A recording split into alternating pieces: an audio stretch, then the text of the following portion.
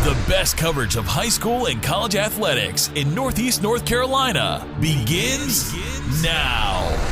This is NENC Sports Radio Show on WRVS 89.9. Almost a quarter into Season 3, Malcolm. 24. Rolling along. Episode 24, Season 3 of the Northeastern North Carolina Sports Radio Show, the NENC. Of course, I'm Owen Hassel, sports editor for the Daily Advance newspaper, Elizabeth City, North Carolina, and that's Malcolm Shields, Advance sports writer. We're coming at you thanks to WRVS 89.9 FM on the campus of Elizabeth City State University. It's WRVS, and it's your community voice. Last couple days, some very interesting basketball, and National Signing Day Wednesday. So definitely some topics to get to. But before we get to those, for more on Northeastern North Carolina sports, follow us on Twitter. Also use the hashtag NENC Sports to keep the discussion rolling. You can follow us at NENC Sports. Then for me, I'm at ONOBX. Malcolm? I'm at Malcolm_Shields. And there's more ways to stay involved with sports in Northeastern North Carolina in the form of a blog. Go to nencsports.wordpress.com for tidbits that aren't always in the Daily Advance, plus interviews and video from various Northeastern North Carolina games. What a Tuesday night to remember in the NENC. Wow, high school basketball for starters. Malcolm, Hertford County did that thing again. Stunned the Northeastern boys. I know that was the WRVS game of the week, rightfully so. Even though it was just on a Tuesday, the week got going right. At least if you're a Hertford County Bear. Yeah. You're a fan of Hertford County, you were loving it. Down 18 in a Hosky, and the Bears with Jakari Roberson. This guy's had himself a last couple of days of fun. Absolutely. In overtime, Roberson had the game-winning free throws, 0.7 left on the clock. What do we make of both of these teams, Malcolm? And does Hertford County have this thing wrapped up now? I can't see anyone else in the conference, giving them at least two more losses that would give Northeastern a chance to, probably, get the backdoor conference championship in the regular season. This is Hertford County's conference to win at this point. It just seems like they've got their number. And if you go back even to last year, Hertford County played Northeastern tough. They had a game going to overtime at Northeastern that the Eagles ended up winning, but it just seems like this year that Jakari Roberson just been that guy to carry the Bears over the hump this year. Yeah, Northeastern still had the ball in its court if it won in a Hosky like it looked like it should have, up 18 in the second half. Say they play in the tournament final. There's your tiebreaker right there. I don't know if that's how the league would determine a tiebreaker, but why not? Played on the court. I don't see why that wouldn't have been the case. But now, even if Northeastern wins the tournament, I'm pretty certain Hertford County still gets the higher seed. Really, the tournament, at least in past years, has just been, say a team wins a tournament that might not have made the playoffs. Now they get a spot and they take a spot from somebody else. Some of that just might be thrown right out of the gym. Because what's the playoff situation again, Malcolm? Winning percentage. Yes, if you're not a conference champion, winning percentage is the deal. So right now, Hertford County conference champion would be at this point. It's the difference between maybe being the third seed in the East or being a 9 or a 10, which is what Northeastern might be looking at now. Even though they've only got 3 losses on the year. Let's say Northeastern doesn't lose again. Let's say Northeastern wins the conference tournament. 3 losses on the year, and yet could be a double-digit seed just because you didn't win your conference. Because you do have to give a certain number of seeds to the conference champions. Then after that, winning percentage. Yes. So Northeastern would probably be the highest after that group. Maybe. I mean, there could be somebody else in the East that fell in the same fate. You just don't know. I just know there's going to be a difference in seeding, at least 4, 5, 6 spots, because you didn't win the conference. And I still believe Northeastern would be home in the first round. It looks like that would happen. But after that, I think road the rest of the way. And Northeastern was battle tested on the road in the playoffs last year. But this is a different team. Yeah.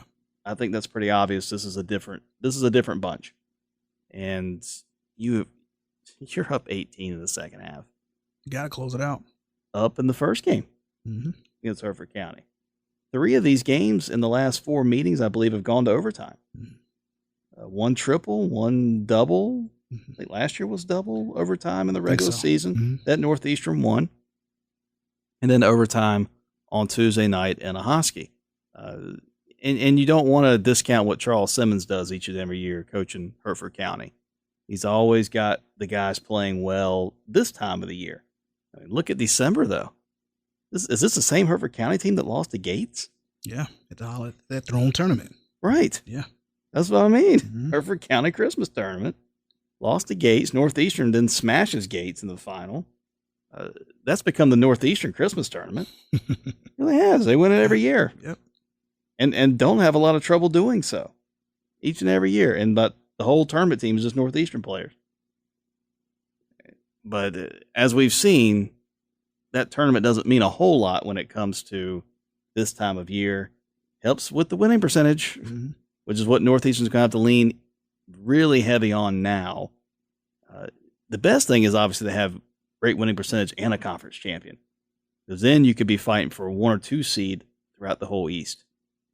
But right now, Northside Jacksonville, I think, would pretty well have the 1 overall in the East locked up, undefeated so far. Really good team that, to me, would be my pick to get to a state championship at 2A. They are that good. You got a couple of teams out west. I think they're also undefeated. Clinton has definitely got some power. Can't overlook Kinston. I mean, there's a lot of teams there that could be stumbling blocks for Northeastern that Northeastern might have to face a lot earlier. I know you have to play them, the big ones at some point, but you'd like to hold off a round or 2 if you could. And I don't know if Northeastern will be able to do that. That was how big Tuesday's game was at Hertford County. Everybody knew it. Then people that follow these teams knew it was a big game the second the first one ended. Yeah. You were telling me, oh, gosh, Owen, it's an unbelievable game. Yeah. Like, Malcolm, shut up about this game. Oh, you just don't know, man. That was triple overtime, and Robeson had 85 points and all this other stuff. It was incredible. And it sounds like Tuesday was as well. Okay. Then there's Camden and Berquimans. We can't forget about Camden and Berquimans, longtime rivals. Both boys and girls games were interesting.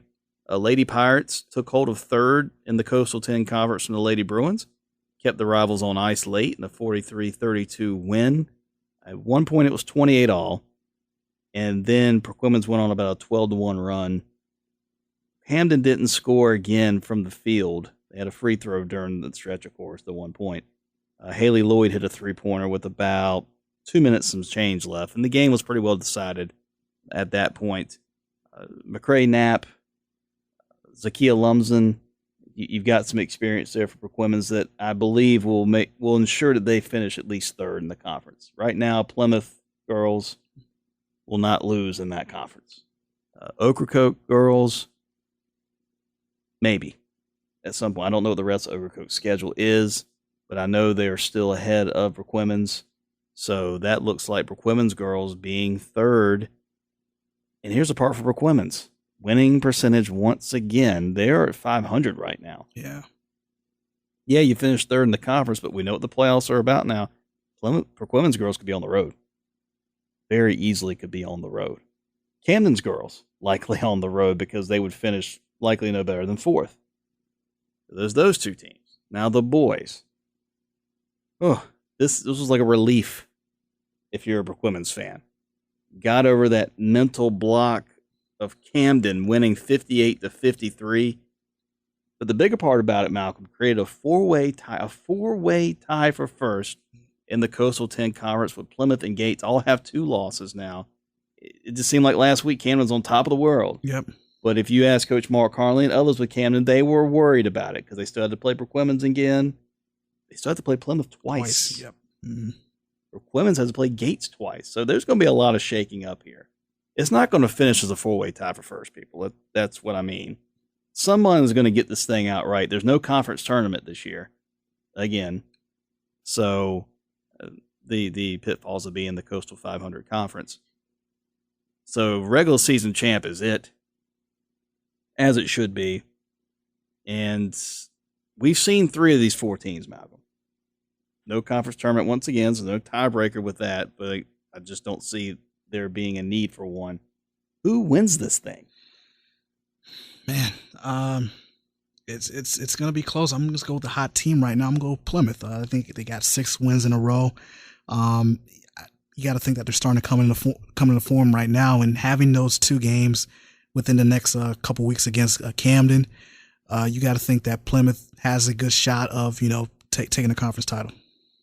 Does the winner of this conference have 3 conference losses or 4? I think it's 3. I think Plymouth might drop another one, but if they do, it's to Camden. Right. I'm gonna say maybe one more loss.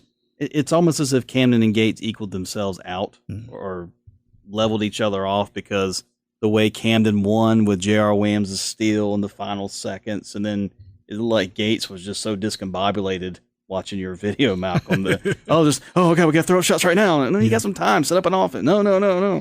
And that's what happened there. But then Gates on the other end in Gatesville, the man people don't hear enough about, Robert Walker, one of the more underrated athletes, I think, in the northeastern corner, hits the game winner.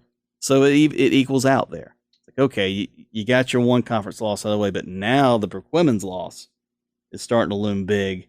And I had said it from the beginning. I told some Brookwomen's players this. I said, guys, you're too good to lose to Camden by 20 points. And it's not a knock on Camden either. It's like you shouldn't lose in this conference to anybody by 20 points. Brookwomen's has the depth. Brookwomen's has the talent. Brookwomen's, how do they win this conference? You didn't mention Plymouth. Brookwomen's. If they can just keep it together. Last time I saw them against Camden, it just seems like just something happened and they just could not keep it together. If they play like they did against Camden the second time around early this week, I think they'll continue to stay in the conversation. Yeah, I think Coach Harnley said it best. I said there's 50-50 balls went to Brookwomen's, didn't they? He said, yeah, it was like 80-20. Actually, it was 90-10. It's a put down if I say 80-20. And basically saying Brookwomen's just wanted the game more than Camden. He's tired of hearing we're small talk. Oh, we're small, and that's why I can't do this. You can still block out. You can box out. You can still make plays, even if you're not the tallest guy on the court. And he saw a lack of that a number of times at Brookwomen's on Tuesday.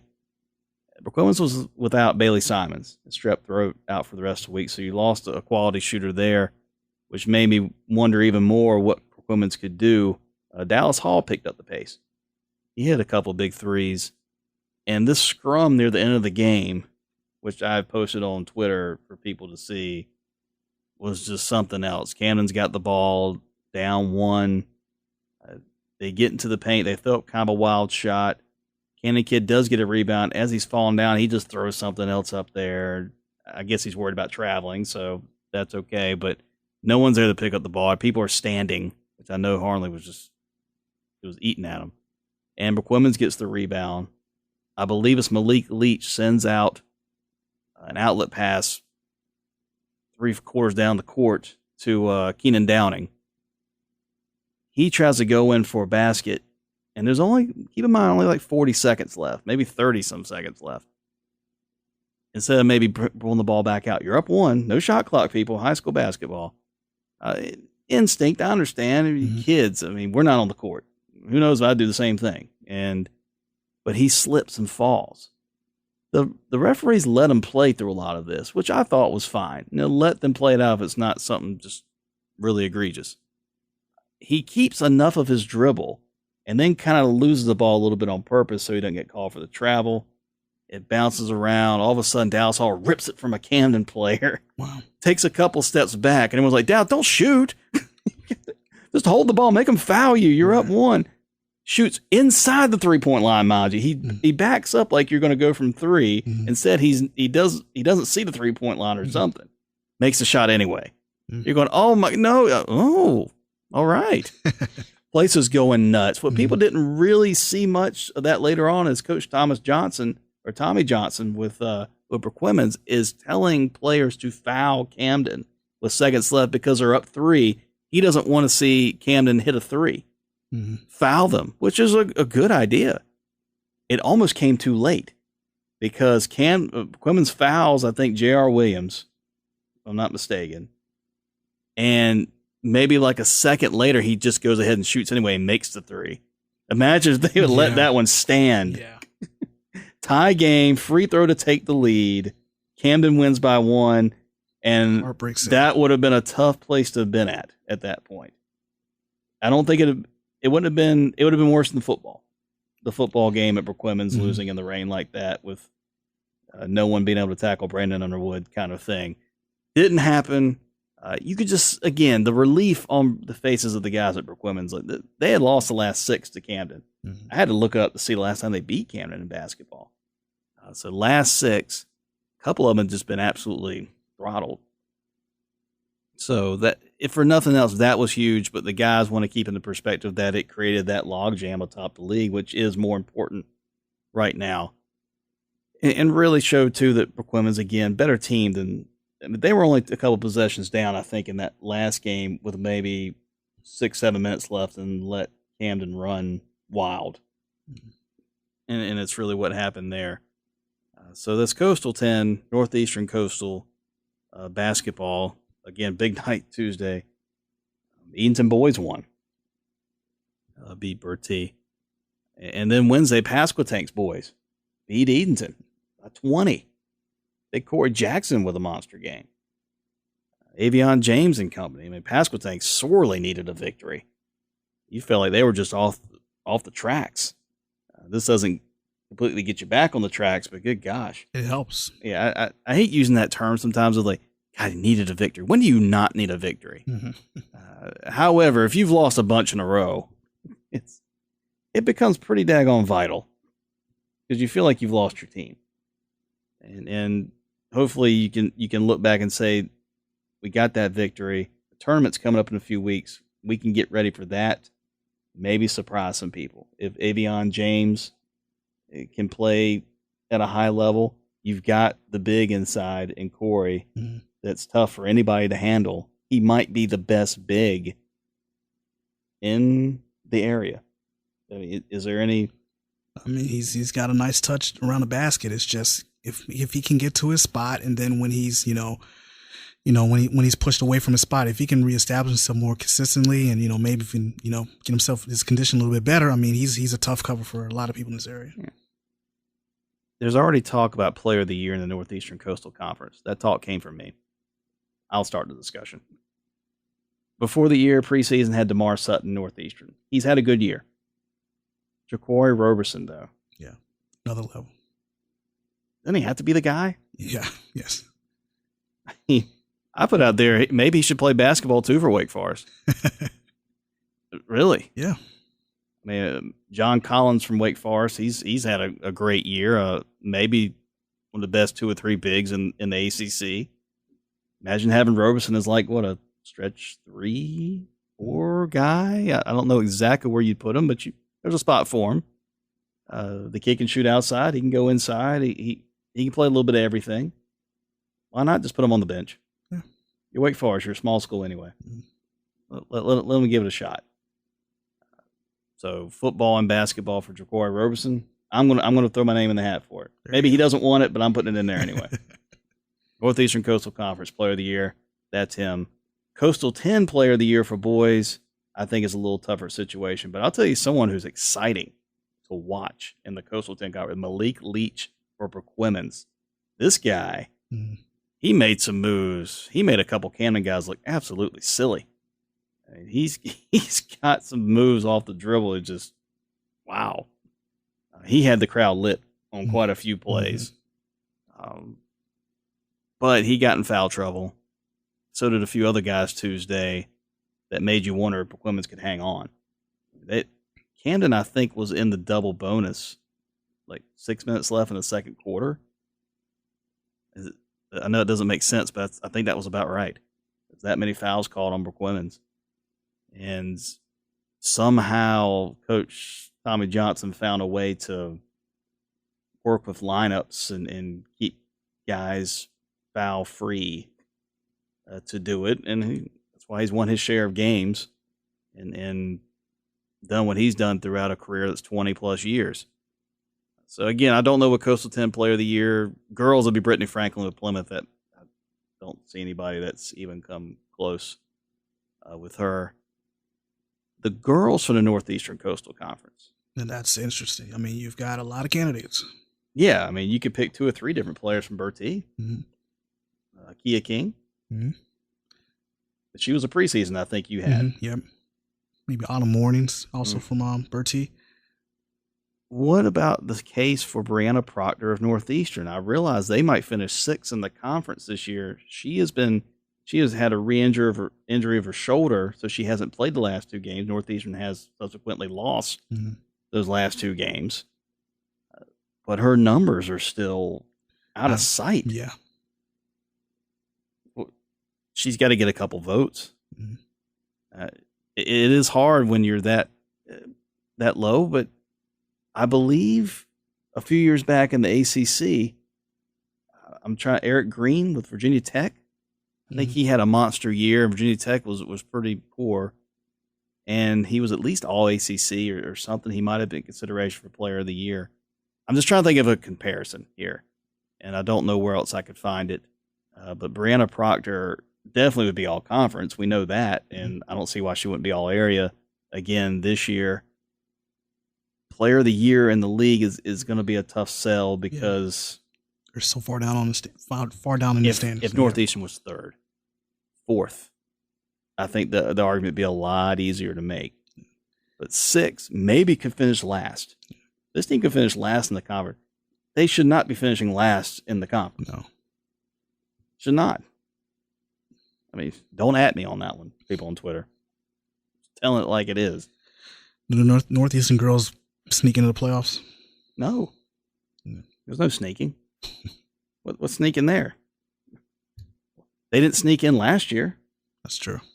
Didn't sneak in last year. First Flight did, and First Flight was below Northeastern in the standings. Why is that, Malcolm? Winning percentage. All right. That keeps you awake too. That's what I like about that part. Yep. You have to say it with a degree gusto. of yes. Yes. Just a vitality about it. You got to say winning percentage. Yeah, that in playoffs, right? Playoffs. Yeah. Let's see, you're stealing that from somebody. Yeah. This is your thing. Your thing is winning percentage. There we go. Now we have a thing for you. Trademark. Win percentage. Trademark. Fantastic. I tell you what, I've heard that so many times. I've heard that at least 1.5 million times. Winning percentage. I have 5 million winning percentage. That's what I have. So we got through all the basketball, the craziness of Tuesday and even Wednesday. Also on Wednesday, National Signing Day.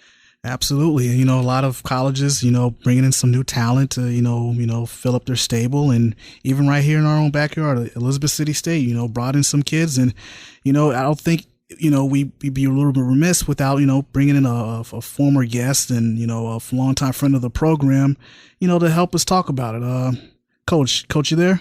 Yes, sir. Malcolm Shields. Hello, everybody. Oh, and Hassel Hill. This feels like old times. How you doing there, buddy? Mm-hmm. Coach Tiller, how you doing? I'm doing all right here. Just sitting back and take a note of the signing day. The signing. When you put that pen to paper, it gives you such a release of emotion and feeling and making you wonder. You know what? I'm gonna play some football. And that's what it's all about. Yes, sir. Mm-hmm. Make sure you fill up that fax machine with the toner, right? Oh, a lot of toner, Malcolm. A lot of toner. Got to tone it up. Got to tone it up real good. Get down to the gritty nitties of it and putting it right there in the space, because you got to get the paper in there. And if you don't get the right paper in there with the toner and the inks moving through it, it could smear. It could be a lot of smearing. So I think it's very important to tone yourself up right. All right, Coach. That looks like ECSU brought in a alignment today. They call him Refrigerator. Talk about Refrigerator. Well, yeah. I would have called him Frigidaire, because you have to dare him to do something. And that's going to be the important factor in his development as a Viking Pride. And I don't know exactly his name. I got to look on the sheet here. It's coming in right now. I've been very helpful here as a special advisor to look at these sheets. You know, I have experience with it, and that's why Coach Jonas Wilson has said, you know what? I know there's this university policy. Well, this is Tiller policy, so I'm going to put this together for you. We got it here. It's Jim Robertson. That's his name. Mm-hmm. That's his name, and that's it right there. I guess Frigidaire because maybe he's big. That might be a clue. So how was the home visit with that young man? Well, I couldn't really get in the house because I guess once again the size of the person really took hold. I had to kind of shout from outside the home. I put my phone on speaker, and hopefully, you know, I could be close to the house and he could hear me. And that's how we had to do it. So it was a half home visit, kind of like a scholarship situation with the Vikings. Same idea, you know, Malcolm. We got to get it together with $50 supplements with $15 gift card to Hardee's. That's the way we had to do it. And one more question, Coach.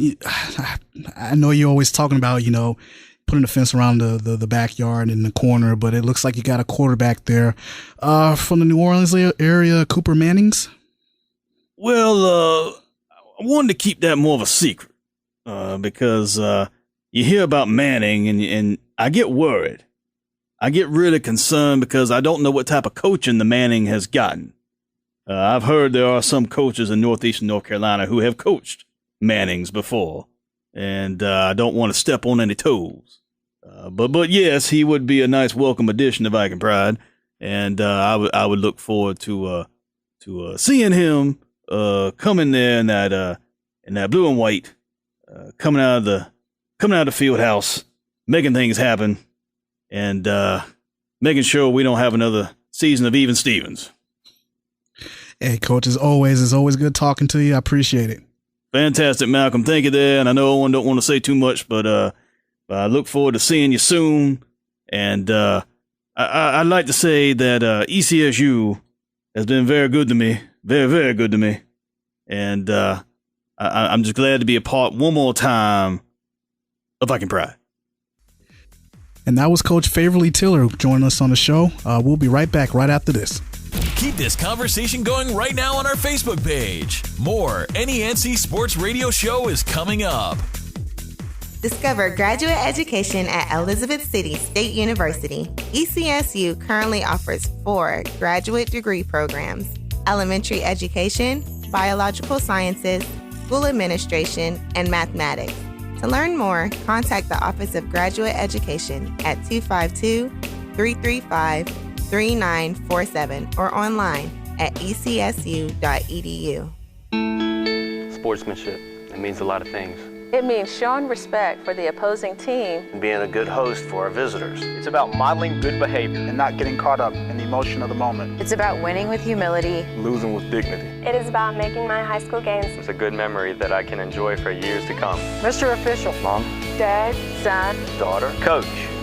Are we in this together? Sportsmanship. Together we make the right call. This message has been brought to you by the North Carolina High School Athletic Association. If you do want me, give me the sugar. If you don't want me, don't leave me on down. Oh man, I keep missing when Tiller comes on. It's just it's an event all to itself, and I pretty much have to just keep my mouth shut. Yeah, we always love Coach Favorly coming on. It's always just, it makes the show so much better. And some of those other National Signing Day guys, we want to talk about the high school real quick. Of course, Mr. Roberson going to Wake Forest. He signed pretty early in the day. Will Bunton of Camden to VMI. Very nice. Back-to-back years, Malcolm. Camden has a Division I signee. That's huge. We're talking Camden, people. Back-to-back years, and Will Bunton was pretty much told, hey, sign at 7:30 in the morning. Why? Oh, we're a military school. That's what we do things early in the morning. Okay. Done. I thought it might be he would wait until the ceremony that afternoon. No, he did that thing early. That's fine. He's excited. He's wanting to go to VMI for months. He's been talking to me about it, Coach Scott Jones, but they've wanted to keep things low key as much as possible. So we haven't. We've been understanding of that. And of course, now the day's come. It's signing day. If you have that national letter of intent on your desk as a college, you should come right out and say who the guys are. It makes sense. Shouldn't be anything holding you back. So Will Bunton to VMI. Northeastern players Trey Sawyer and Nick Golden, the UNC Pembroke, also preferred walk-on spot for Jay Guill of Camden. Very nice. Another Camden kid moving on to play college football. Is Curry Tuck's Kyle Dixon to Chowan. Trey Bryant committed to ECSU. Mm-hmm. Athletes are here. Yes. How many times I have to say this till I get blue in the face? Last couple of years, the signings we've had in this area, I don't think it's just your random good crop for a couple of years kind of thing. Because we know 2 other kids in a few years that are probably going to get heavy attention, already have heavy attention. I can't wait to see what that signing day is going to be like. Yeah. Coach Antonio Moore is going to have to do that early in the morning on National Signing Day because they're going to be ready. It could be one of those Skype things. It could get exciting. I don't think, of course, we're talking about the Fresh Walker Show. I don't think they're the type that want to do all those theatrics, but 2 years from now, who knows if a certain Clemson or an Alabama is looking at them, why not? I mean, that's going to bring some cameras here. Yeah. That's not just our cameras. That's going to bring more attention here, and I say bring it on, every bit of it. Absolutely. And people will see what we've known for a while. So National Signing Day, a lot of good stuff going on, kind of like a Christmas Day when it comes to college football. Now let's take it to some Shimon now. Shimon, get on me, all right. Stop using photos and video from the Daily Advance for your promotion unless you have permission. Why do we keep having to bring this up? Because it keeps happening. We're more than happy, Malcolm, right? Absolutely. To sign off on something if you just ask us. Just ask. But just give credit where credit is due. Like we're not going to be able to see a cutout or a photo and not recognize the photo as ours. Okay? Just ask. Be more than happy to say, yeah, sure, great. Just put Daily Advance on it or something, and that's it. Or just ask. At the end, I don't know any way to say that part. It's not about us getting the love even necessarily. It's not even really just that. Just give a nod to the people who have done the work that you're peddling off as your own. Come on now. Jump on. Travis Bond grew up living in a 2-bedroom house with 7 family members in Colerain. That's in Bertie County. And boy, did he grow up. 6'6", 320 plus pounds. He was a Shrine Bowl lineman at Bertie, played at UNC, and later the Carolina Panthers. Named a Canadian Football League All-Star this past year in his first season in the CFL for the Winnipeg Blue Bombers. He sat down with us after he was the guest speaker, of course, at Sunday's All-Area Banquet, and he sat down with us to talk about football and life in northeastern North Carolina. You got a chance to come back to northeastern North Carolina, your home. You get to see a lot of kids from different schools up here.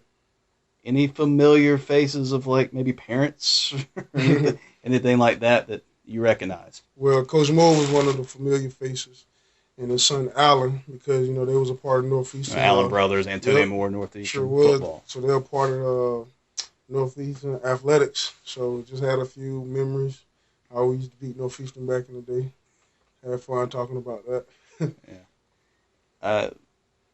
What impresses you the most the past couple years about athletes in this area? Are you starting to hear a little bit of vibe from what athletes are doing here as far as the next level? Oh, yeah, because one thing that I try to tell most athletes, even from Bertie area, because I'm familiar with a lot of them, it doesn't really matter what college you go to. As long as you get to college, be successful where you at, and that door to the professional level is open for you if you do what you're supposed to do with your grades and your athletics and respect your coaches. The next level, which will be pro, is always there.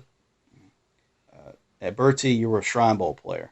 It's almost like politics trying to get on the Shrine Bowl on top of everything else. What did that experience mean to you, and are you surprised nobody from the corner has been to a Shrine Bowl since. We're talking almost 10 years. Yeah, that is kind of surprising.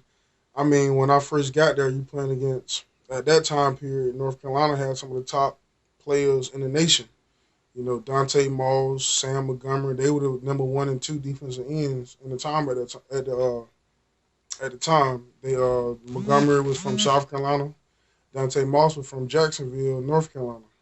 And so just going against those guys and then actually playing against them in the game, it made me realize that, you know, you still got some work you need to do. You know, you're the big guy on campus at Burt T, but at another school, you could just be another guy.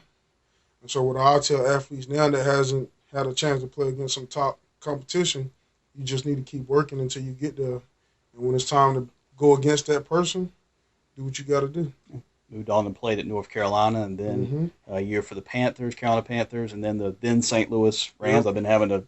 I'm calling like St. Louis, Los Angeles / Rams or whatever, but St. Louis at the time. Yep. And now Canadian Football League with the Winnipeg Blue Bombers. Yep. You've been there how many seasons now? I've been in Winnipeg. This is my first season. I think I'm one of the only players in history to be an All-Star and an All-CFL player my first year in the CFL. And so hopefully, if things work out, you know, have another good season, could be back in the NFL. You just never know. It's just all a process. So hopefully things work out, but I'm enjoying myself in Canada, winning games and giving the fans something to cheer about. I'm sure a lot of people ask you that. What about the NFL?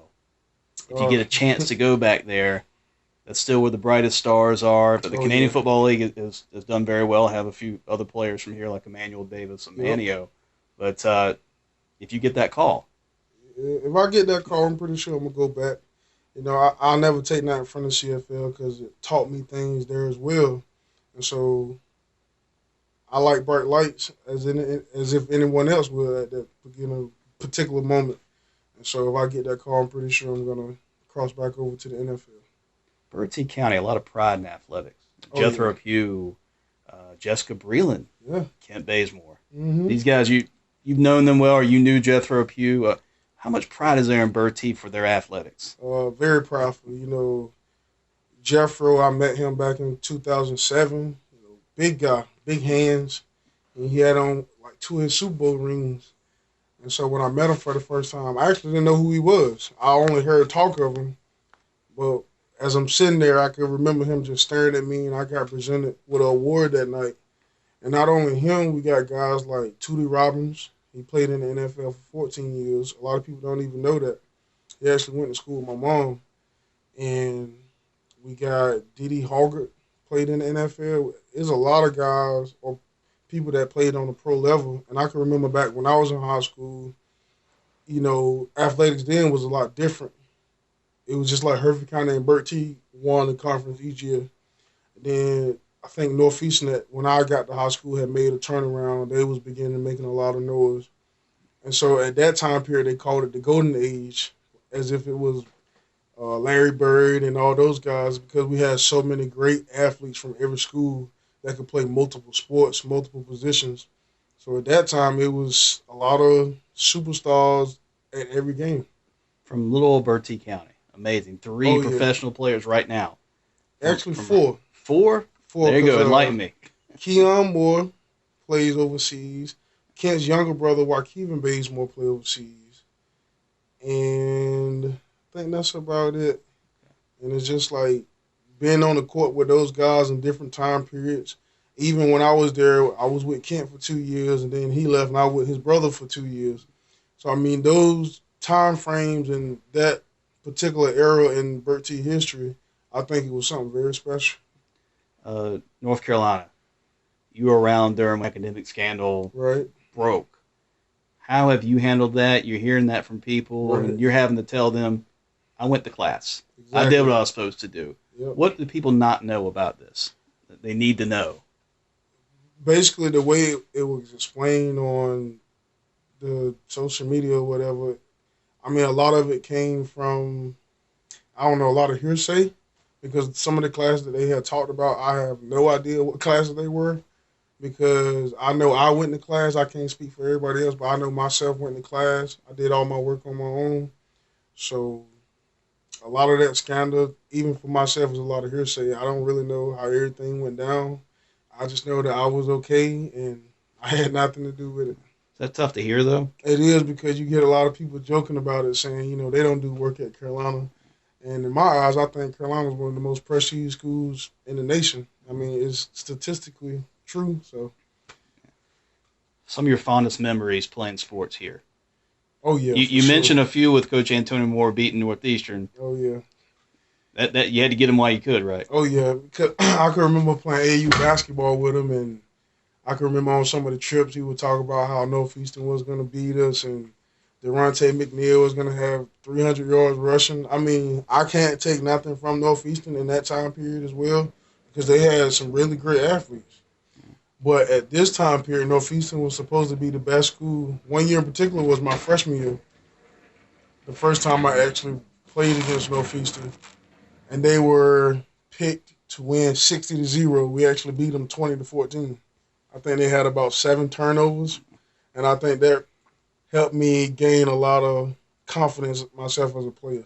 What would you tell the athletes of today from Northeastern North Carolina about, and you mentioned it in your speech at the banquet, a few more things about your struggles, but how it makes you tougher and how you can get to where you want to get to in life? Yeah, what I would tell them is we all got a dream. So you got to put that dream before anything else, along with good mannerisms, get your work done in class, and respect people. Because if you don't do that, the doors of opportunity close. I mean, you could just earn something with a simple smile. So the best thing I could tell an athlete from this area, humble yourself and always keep pushing. More than 50 athletes on hand for that all-area banquet. One of them was Amy Turner, the Daily Advance's Girls' Cross Country Runner of the Year. The Edenton sophomore spoke about the experience. What was your favorite part of the banquet? I just love seeing how everybody came together, and every sport and every school came together to celebrate each other's accomplishments over the years. What's it mean to be a part of this, that you're not just an all-area athlete, but a runner of the year? I love getting to compete with other schools and with other people, and getting to just have a good time with them, not only through competition, but just going against each other and coming together again. Does this motivate you? Do you just want to do more when you see something like this and a lot of athletes from different schools together? Definitely. Keep going every year, get stronger and work harder to get to the same place. And anything in particular time-wise you're trying to look for next year? Any barriers you're trying to break? I would like to just get a PR, and that's my goal every year, and work harder than I have the day before. Just work harder every day. Break 18, 17? Maybe 20. Okay. All right. And other sports you're looking to play this year? I'm thinking about doing soccer, and I did swimming this winter. Malcolm, as we alluded to earlier, the biggest signing of Wednesday for high schools in the corner, if there is the biggest one, I think had to come early in the morning for Camden football's Will Bunton. You've seen Will Bunton play, so have I. I think the senior year he got a little bit lost in the shuffle with how the option was run. Mm-hmm. Maybe didn't allow him to show enough of his abilities at defensive back, but we know he's a talent. Absolutely.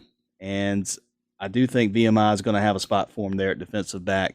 He really came on the scene as a sophomore. Last 3 or 4 games, they moved him up to varsity. He's picking off passes left and right. I mean, having no problem with us. So this kid's going to be something. He's a good-looking kid already. He's just a sophomore, and he has matured. Outspoken kid now. Mm-hmm. He was shy as all get out as a 10th grader. Now he comes right up to me and says, hey, he wants to know how I'm doing, what's going on. Oh, and I like the beard. All those kinds of things. So, like I said, never at a loss for words. He's headed to VMI. Here are some of his words after he had a signing ceremony in the afternoon on Wednesday. I know you had interest in Virginia Military Institute for a few months now. What ultimately made you sign with the cadets? The official visit that I had with the cadets, it was very homely, and you can see the discipline in all the students, and that's something that I've been equipped with all my life. My parents, they've all been military, and I knew that the opportunities after I graduate were endless, and let alone even going to the NFL. So the opportunities are endless with VMI, and I didn't want to miss out on that. What does it mean for you that you're the second straight Camden football player to go Division I? A small school like this, it rarely happens a D1 athlete every 5 or 10 years, let alone back-to-back. Legacy is really important, and we're doing nothing but increasing the legacy of our school, and it's going to open the doors for fellow athletes in the future. And every time I see Marcus, we just think we got to represent the 252, and that's what we're doing. They want you at defensive back? Yes, sir. That's your favorite position? Yes, sir. And how do you think you've progressed from sophomore year to senior year? When you showed up as a sophomore, people said, this guy's got like 8 interceptions in 3 games. Do you think you've improved each year? Yes, sir. The more I played, the more my responsibility increased. My sophomore year, we had a strong defensive team. I didn't have to worry about anything except intercepting the ball. Marcus and Noah, they did all their parts. But the more I progressed, the more I had responsibility as Brandon and JR and I had a lot of things to do. So the stats might say I didn't do as good defensively, but the responsibility I had has increased exponentially. Senior year, you go back to an option like Scott Jones likes to do. Were you concerned that, and I might not get as much time, I won't be able to show out as much this year, or how did you take your senior year? I take everything on the fly. I never sit down and ponder too much because there's no point in thinking too hard about it. Your life is going to go by if you think about everything.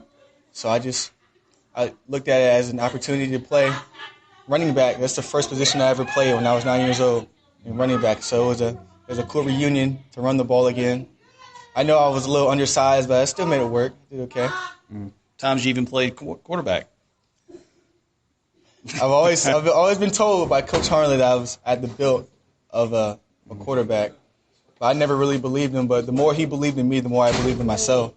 And let alone Coach Jones with his amazing, motivation skills.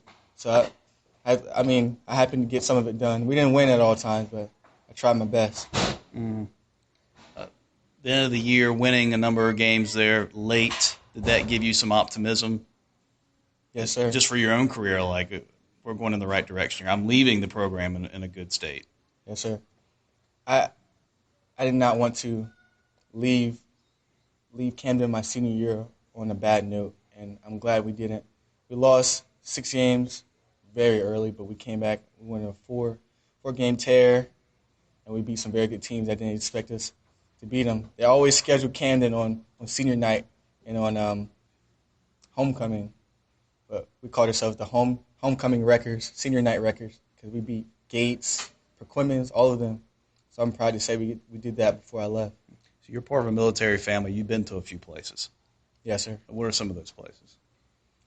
I was born in Portsmouth, Virginia. Then I moved to I moved to Norfolk, and then I moved to Gates, NC, then I moved to Lancaster, Pennsylvania, and then I moved finally here. Spent 4 years in about 2 to 4 years in every place. What would be the place you considered home? 252. This place where I learned the most. Lancaster did a lot for me. I learned a lot in Lancaster, but I wasn't there as long as I was here. I didn't get a chance to flourish and grow as a person as I did here. So this place will always be home. And we did talk about Will Bunton, also Jay Guill, another Camden player making his intentions known. He's got that walk-on role at UNC Pembroke. He's got a very interesting story on how the school began recruiting him. This is a very interesting story with UNC Pembroke that supposedly they just lost all their recruiting records after Hurricane Matthew. Hard to believe they wouldn't have a backup, but still, that didn't happen. But did you see that was a opportunity for you? Absolutely. I never heard anything from them before that, so it was just out of nowhere. But they recruited me pretty strong when they really started to talk to me, and I thought that was a great opportunity. What would you like to do at UNC Pembroke? Classwork and as far as position in football? Oh, I'm going to major in business there, and position-wise, they're talking about a few different positions. Maybe a tackle who can play tight end, more athletic of a tackle, or maybe even fullback and tight end. kind of switch between the two positions. They haven't decided fully yet, though. Before UNC Pembroke contacted you, what was in the back of your mind as far as colleges? I just wanted somewhere to go play. I didn't care who it was, but I just wanted to know that I was going to play football. And I had a few other schools that I could have went to, like Wingate and East Tennessee State, but I wasn't quite sure where I was going to end up. 2 Northeastern players signed today, Trey Sawyer and Nick Golden. Do you know anything about them? And have you talked to them about what their decisions were? I know they're great football players. I haven't gotten in touch with them, but I'll definitely talk to them soon about it and just talk to them a little bit about it. But I mean, it's great to have players from the area like that going to big schools like this. It's great for it's like great recognition for the area. This is back-to-back years. Camden football's had players move on to the next level. Back-to-back years, Division I, and then yourself to Division II. What does that say about the Bruins program? That's a big step.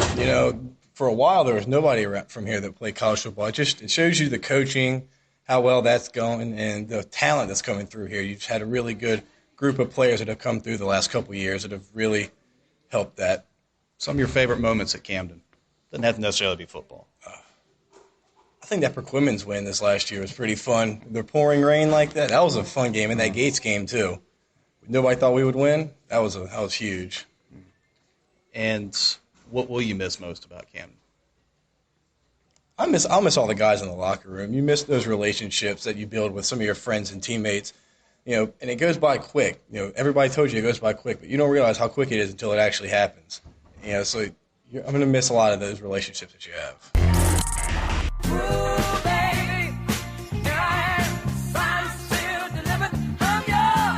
Someone could write us on Twitter and see what the pattern has been for songs on this show. There's a pattern. Pretty easy to figure out if you know the basics of hit songs, because I think all 3 of these songs, in my mind, are hit songs in different decades, of course. So with more Twitter shouting, your tweets go here. Twitter shouts. We go to David Lawson. He's been on the show before, and we've had a few of his tweets on here. He's at Lumpy68. Not getting into the reasons why it's called Lumpy68. I think it's like a nickname or something. It just, to me, Lumpy just sounds. He's cool with it. It's his handle. Yeah. It's good. It's all good. I just don't want to see him mad. No. Yeah, he's very passionate. Yes. About athletics, and I love that about him. But yeah. He would hurt us real bad. Yes. Okay. Here's what he had to say. Today is National Signing Day for seniors. Underclassmen, hit the books as hard as you hit the fields so you can sign next year. Pretty simply put. I know there's a few guys that have to be looking at National Signing Day and are inspired by it. Every year when Northeastern does a signing day celebration, usually Coach Antonio Moore waits for a while. He wants to get every single person together. He'll bring as many players of whatever in the lobby as possible, and you'll see some of these kids are like freshmen and sophomores. They're watching. They're looking. And they want it to be them. And he makes sure the players talk, and every coach, I think every administrator in the building talks. Hey, you, over here. Yeah. What's your name again? Okay, why don't you talk about these 2 guys? Oh, don't really know them, but they look great. And, I mean, that guy right there is holding a football, and he looks fantastic. So good luck to you guys. Guy on the left and guy on the right. I mean, both of you are just destined for great things. That's all I have. But it's fun. It's a good celebration. Of course, we encourage all of you to tweet about any NC sports, and yours might get put on the air. Thoughts, questions, anything else you might have. We'll try to answer them or put them on the show at least. Use the hashtag NENC Sports. Let's just go into colleges. ECSU men's basketball won. They won. Yes. Vikings won. Happened. Now we don't have to keep asking that question. Will ECSU win a game this season? Happened. At Winston-Salem State, of all places. Yeah. At the Gaines Center. Wow. 2 days later, the play here, non-conference game, I believe. Correct. 1 step forward, 18 steps back. Lost in the rematch on Wednesday. Malcolm, you were there. What's going on? Guard play had a problem with the press. It kind of got them off kilter, and Winston-Salem State, their guard, he was really lighting them up today.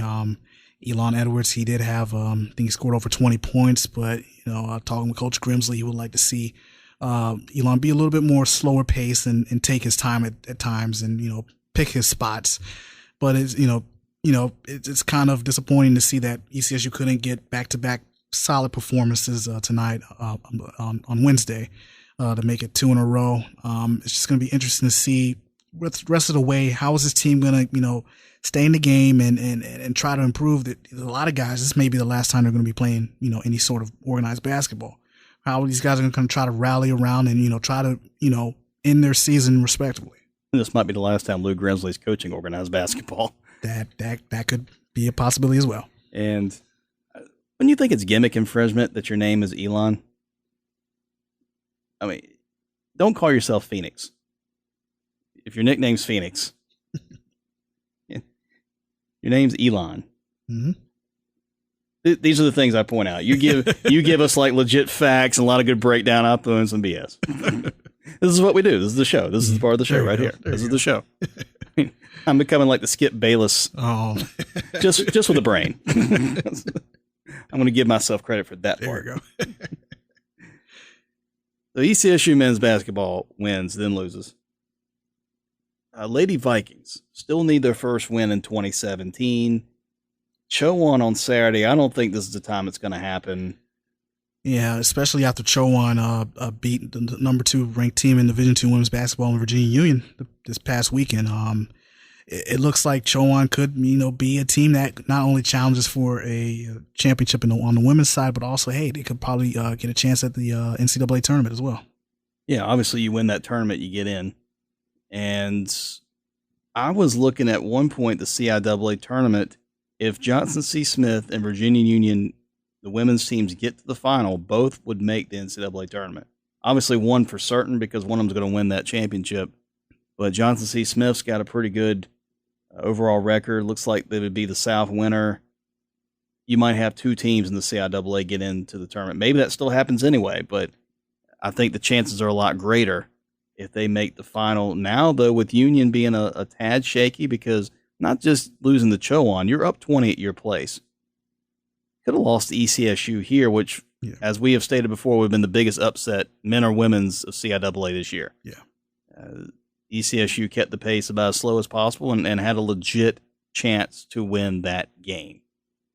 You could tell Union went through some motions. That they were just trying to get through it, but ECSU played within its system the best it could play and hung right in there late.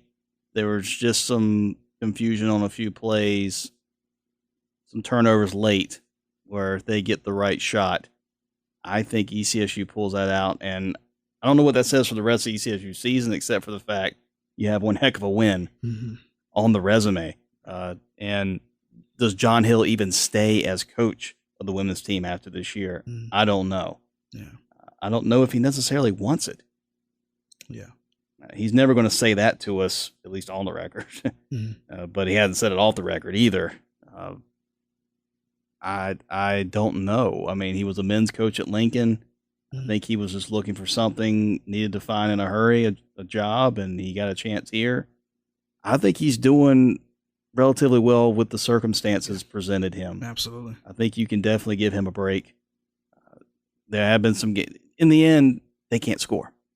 Just cannot get that. They don't have a primary scorer. And I mean, they've got to keep games in like the daggone 40s almost to win. And that's just where they're at. Defensively, not bad. Not bad at all. They can get teams late in the shot clock on possessions, but still, they're not winning games at this in the 70s or more. They're out of it. And they've had a few where teams have scored much more than 70s. And so maybe they win one more game. Lincoln at home, maybe. I just don't know anything else. Yeah. And as far as Mac U, though, we'll just pivot to Mid-Atlantic Christian. Men's basketball team beat Newport News Apprentice on Tuesday. Wow. First time. 2 wins in a row. Against teams that they've lost to before. Mm-hmm. Johnson & Wells, Charlotte on last Saturday. Pretty much in control of that game most of the way, knocking down some shots. You just watching this team just develop from November till now. I mean, it's a lot of credit to Coach Alan Harris in terms of how he's been able to implement his system. Yeah, and then Newport News Apprentice. That is a team, Malcolm, that has absolutely curb stomped, beaten, bloodied MacU through the years. Mm-hmm. It's been a game where they've almost said, please, can you give us money because we're tired of getting beat so bad and just give us something for this. And they won. Put 87 points on them. It was at Chess and Jim. How many times do we have to say it? You just don't go into Chess and Jim. No. And leave. With the dub. Standing. Let alone dub. Because the Mustang Maniac's going to come after you. I mean, the 8 students that are there on the weekend cheering are going to come after you. I didn't tell them to leave every weekend, Malcolm. Stop laughing.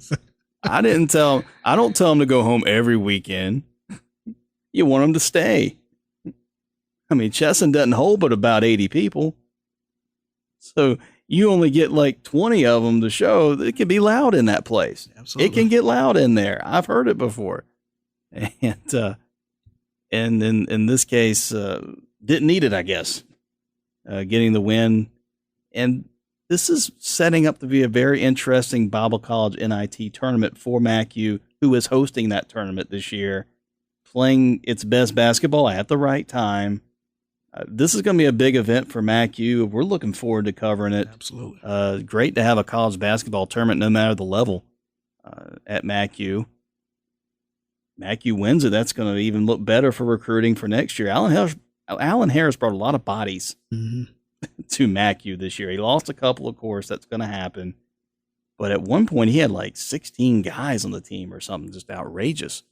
Almost like he knew some were going to fall off, and he was just overcompensating to a degree. Now, USCAA rules different than NCAA. Pretty lax. So you can do some things like that, and it's fine. I don't know if NCAA would be able to do some of the things that MacU can do. Not that they're trying to skirt rules. USCAA has rules as well, but it's been a big benefit for them to be able to finally get the numbers up and quality in those numbers as well. They've got some guards like Jeremy Vincent who are more than capable at this level of winning games. And now it's finally showing. It's finally being pieced together.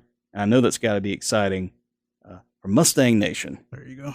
The nation on the river is Mid-Atlantic Christian. Wow. I think we can close up shop. Well, remember to follow us on Twitter at NENC Sports. I'm at ONOBX. Malcolm. I'm at Malcolm_Shields. That's for the latest sports updates, as well as pick up a copy of the Daily Advance newspaper. Maybe Beyond the Radio time happens. We had a lot of good interviews from a number of different people in the world of the NENC athletics. So go to YouTube if you're not listening on YouTube already. Search for either WRVS 89.9 or NENC Sports. Rowan Hassel, Malcolm Shields, it's the NENC, and don't you see, athletes live here. NENC Sports Radio Show is produced at the WRVS-FM studios on the campus of Elizabeth City State University.